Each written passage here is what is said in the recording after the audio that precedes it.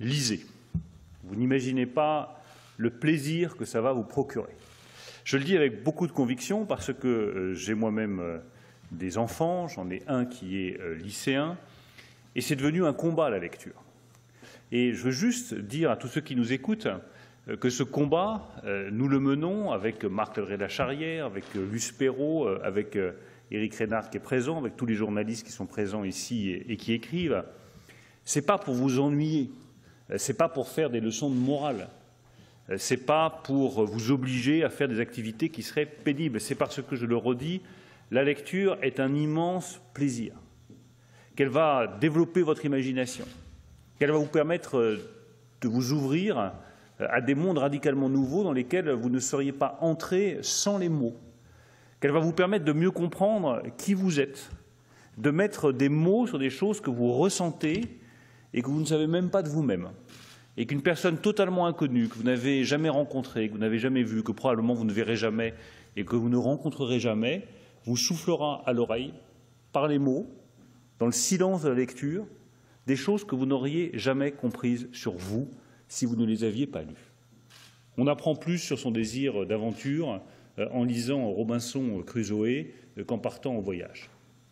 On apprend plus sur le désir et la jalousie qui peut animer le désir et qui est souvent à la base du désir, en lisant Albertine retrouvée ou La prisonnière, qu'en en faisant soi-même l'expérience. Et quand on souffre soi-même de jalousie parce qu'on aime quelqu'un qui ne vous aime pas ou qui est aimé par quelqu'un d'autre, eh bien, il suffit de lire Proust pour comprendre ce que c'est que ce sentiment, de mettre des mots dessus, et ces mots vont vous apaiser. Ces mots vont vous apaiser parce que vont vous faire comprendre que vous faites partie d'une collectivité qui ressent les mêmes choses et que vous n'êtes pas tout seul. Et c'est ça la singularité de la lecture. C'est que c'est une activité solitaire qui vous ouvre au reste du monde. Vous êtes seul et vous n'êtes jamais autant avec tous les autres que lorsque vous lisez un livre. Donc je le redis à tous ceux qui nous écoutent, à tous les jeunes qui nous écoutent, lisez, arrachez-vous aux écrans. Arrachez-vous aux écrans. Les écrans vous dévorent, la lecture vous nourrit. C'est toute la différence. Les écrans vous vident, les livres vous remplissent. C'est toute la différence. Alors évidemment que c'est un combat parce que l'écran, c'est la facilité, on est capté, l'attention est captée. Puis en plus, ils sont tellement bien organisés, ça fera le lien avec les GAFA, qui savent vous donner, exactement comme on le fait pour les rats, des petits stimuli nerveux, toutes les 5 secondes, toutes les 10 secondes, qui vous obligent à continuer à rester scotché à votre écran. Mais malheureusement, ce n'est pas ça qui vous permettra de développer votre liberté.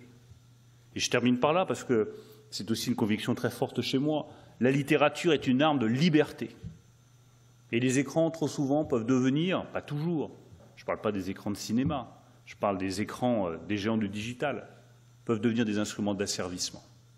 Vous pouvez être asservi dans votre consommation, dans votre comportement, dans vos pratiques, dans vos gestes, par des écrans qui sont formatés pour orienter votre pensée. La littérature, elle vous donne de la liberté. Les mots vous donnent la liberté pour vous construire et être ce que vous êtes. Je le dis à toutes les lycéennes et tous les lycéens qui nous écoutent, vous êtes chacun unique. Chacun. Eh bien, la littérature vous permettra, et les livres vous permettront, de découvrir à quel point vous êtes unique et à quel point vous ne ressemblez à personne d'autre. C'est ça ce qui fait l'humanité. Chaque personne est unique et c'est la littérature qui nous l'apprend.